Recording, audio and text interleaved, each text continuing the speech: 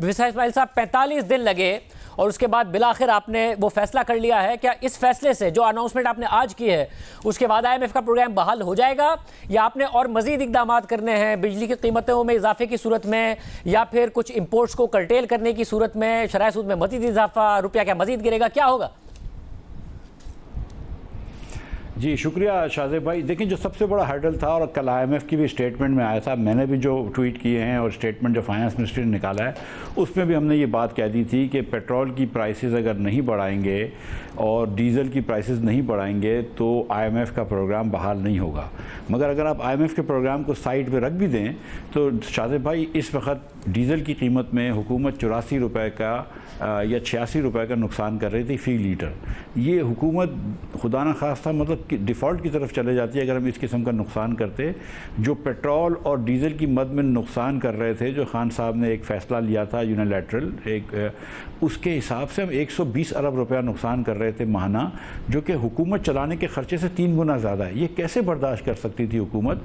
और फिर आप जिसके पास गाड़ी है उसको सब्सिडी दे रहे हैं, जिसके पास बड़ी गाड़ी है उसको ज़्यादा सब्सिडी दे रहे हैं। इसमें लोग इस्तेमाल करते हैं। ये बात दुरुस्त है कि जितनी बड़ी गाड़ी है उतनी बड़ी इसको सब्सिडी मिल रही थी, मगर 45 दिन हो गए ना आपको। आप पहले दिन आके कर देते तो इमरान खान साहब पे तनकीद कर लेते, 45 दिन आप भी नहीं कर पाए। आप पहली दफ़ा मुज़ाकरात में गए, उसके बाद एलामिया आया IMF के साथ कि अनफंडेड सब्सिडीज़ को ख़त्म करेंगे। आप एक कमज़ोर वज़ीर ख़जाना लगे कि ये बात करके आ जाते हैं IMF से चलती इनकी कोई नहीं है। शहबाज शरीफ साहब एक कमज़ोर वज़ीर आज़म लगे। आप कैसे मान लें कि आप जो फैसले कर लिए हैं आप मज़ीद फैसले कर सकते हैं? 45 दिन आप लोगों ने ज़ाया किए हैं, जिससे मईशत में बहुत गैर यकीनी की सूरत हाल रही है। देखिए शाहजेब खान साहब, मैं अभी जो प्रेस कॉन्फ्रेंस कर रहा था तो कितने लोग कह रहे थे कि ये पेट्रोल बम आपने फेंका है। और देखें, एक हमारे पाकिस्तानी भाइयों के ऊपर बहरहाल इसका एक 30-30 रुपए का कल से पेट्रोल की कीमत में जो इजाफा होगा वो ये बोझ तो होगा ना, इससे थोड़ी सी महंगाई भी बढ़ेगी, इसमें कोई दो राय नहीं है। और ये एक बड़ा संगीन फ़ैसला होता है, किसी भी वज़ीर आज़म को ये फ़ैसला लेना आसान नहीं होता है। शहबाज शरीफ ने बहुत बड़े जिगर का फ़ैसला मुज़ाहरा करके ये फ़ैसला किया है, ख़ास तौर पर जब हमारे सियासी मुखालिफ जो हैं बहतान फैला रहे हों, अफरा तफरी फैला रहे हों, जत्ते लाकर जत्तों की सियासत कर रहे हों, खूनी मार्च की बातें कर रहे हों, तो ये फ़ैसले लेना आसान नहीं होते। लेकिन हमने सचमुच में आपको बताऊं, आज भी बैठे थे, ख्वाजा आसिफ ने फरमाया कि देखो हम पॉलिटिकल कैपिटल खो देंगे, पॉलिटिकल कैपिटल बचाने के लिए हम रियासत का नुकसान नहीं कर सकते। तो हमने ये बात को माना है कि हमें सियासी तौर पर नुकसान होगा, लेकिन बहरहाल ये हमारा मुल्क है और इंशाअल्लाह ताला इसको संवारने के लिए हम जो भी कुर्बानी देना चाहेंगे देंगे। मुझे मैं IMF के प्रोग्राम की तरफ आऊँगा, मगर उससे पहले फिर आप लोगों ने जब ये फैसला किया है कि हम अपना सियासी कैपिटल खोएंगे, तो ये भी फैसला किया है कि आइंदा फिर ऐसे बयानात नहीं देंगे कि भाई पेट्रोल बॉम्ब गिरा दिया, मीडिया ना चलाए ऐसी बातें। मगर आप लोगों ने भी जब पिछली हुकूमत प्राइसेस बढ़ा रही थी, क्योंकि इंटरनेशनल मार्केट में बढ़ रही थी, सियासत कम नहीं की है कि आइंदा मईशत पर यह सियासत नहीं करेंगे ताकि इस किस्म के प्रॉब्लम्स ना हो रहे हों जिसमें आप 45 दिन के लिए फंसे हैं और इमरान खान साहब को आपके प्रेशर में कम करना पड़ गया था।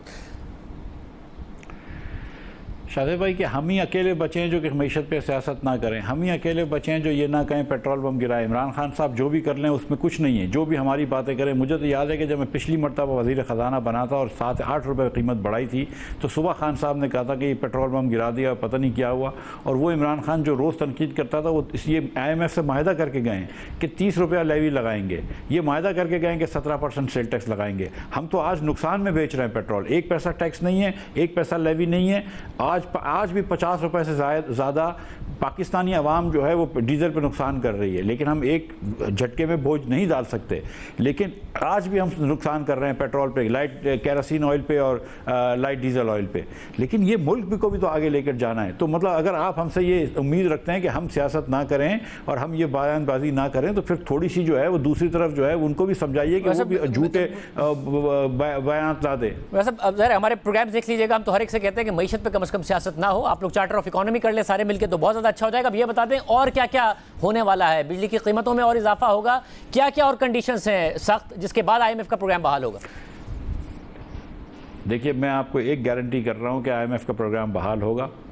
मैं आपको दूसरी गारंटी कर रहा हूं कि खुदा न खास्ता कोई डिफ़ॉल्ट की तरफ पाकिस्तान नहीं जाएगा, पाकिस्तान स्टेबल रहेगा। पूरी दुनिया अल्लाह की मेहरबानी से हमसे ताउन करने के लिए तैयार है, IMF ताउन करने के लिए तैयार है। IMF से बड़े अच्छे मुज़ाकरात हुए हैं दोहा में। अगले साल के बजट के टारगेट्स पे हम बात कर रहे हैं। मैंने वज़ीर आज़म से आज कहा है, मैं आपके सामने ये बात रख देता हूँ कि मुझे 2 घंटे लगेंगे बाकी चीज़ें निपटाने में IMF से। ये पेट्रोल की सब्सिडी को हम मतलब रिवर्स कर लें तो बाकी सीधे 2 घंटे का काम है। मतलब 2 घंटे में कह रहा हूँ, मतलब जाहिर है कुछ वक्त मगर आज जो आपने फैसला कर दिया उसके बाद आप कह रहे हैं कि 2 घंटे का काम है, जो फैसला करना था वो हो गया, इससे भी ज्यादा कह रहा है IMF के आपने अभी ये एक फेज है पहला 30 रुपए का, इसके बाद और बढ़ाना है। शाहज़ेब भाई आप बताइए कि क्या 50 रुपये लीटर नुकसान करके हुकूमत को डीज़ल बेचने के मुताबिल हो सकती है? मैं मिफ्ता इस्माइल, आप जानते हैं कि मैं एक सनतकार हूँ, मेरी फैक्ट्री से 15 ट्रकें रोज़ निकलती हैं, एक ट्रक 1000 लीटर इस्तेमाल करती है, तो क्या रोज़ के 50,000 रुपये फ़ी ट्रक मुझे और 15 ट्रक पर 7.5 लाख रुपए की सब्सिडी देनी चाहिए थी? कल तक आप 12 लाख रुपए की सब्सिडी दे रहे थे। क्या मैं अपनी डीज़ल की या पेट्रोल की गाड़ी में 80 लीटर पेट्रोल भराता हूँ तो क्या 4,000 रुपये सब्सिडी देनी चाहिए थी?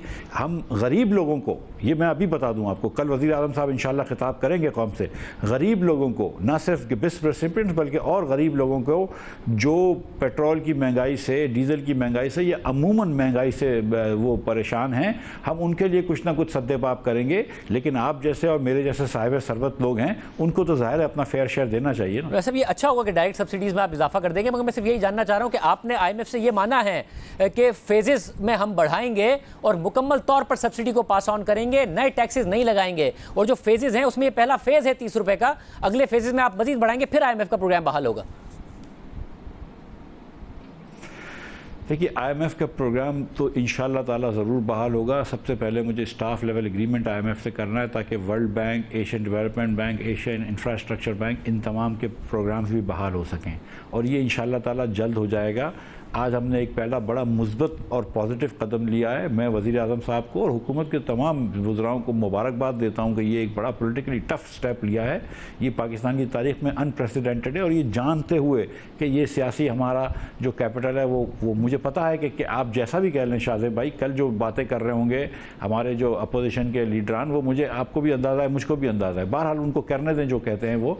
हमको इस वक्त अपनी रियासत मकसूद है, हमको इस वक्त हमारी माईशत को बेहतर करना है, और इंशाल्लाह ताला वो हम करेंगे, आज भी करेंगे और अगले साल तक करेंगे इंशाल्लाह। सर फिर मुझे ये बताइए ना कि अब 10 अरब डॉलर के रिजर्व्स हैं आपके पास, जो बहुत कम है, पाकिस्तान की 2 महीने की दरामदाद के लिए भी काफ़ी नहीं है।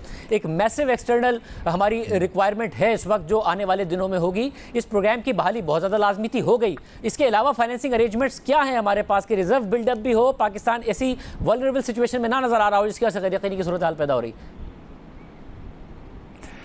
आप जैसा कि जानते हैं कि शायद पीर के दिन जनरल बाजवा की बात भी हुई थी किंग प्रिंस मोहम्मद बिन सलमान से। ट्यूसडे के दिन डेवोस में उनके जो वज़ीर ख़जाना हैं उन्होंने अनाउंस किया कि वो जो 3 बिलियन का सऊदी अरब का डिपॉज़िट है उसको एक्सटेंड करेंगे हमारे पास। उसके अलावा भी सऊदी अरब ने बड़ी मुस्बत बात करी है।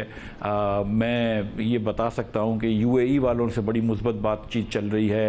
हमारी चीन के इंशाअल्लाह ताला हम चीन के अंदर भी कुछ ना कुछ खुशखबरी कौम को सुनाएंगे।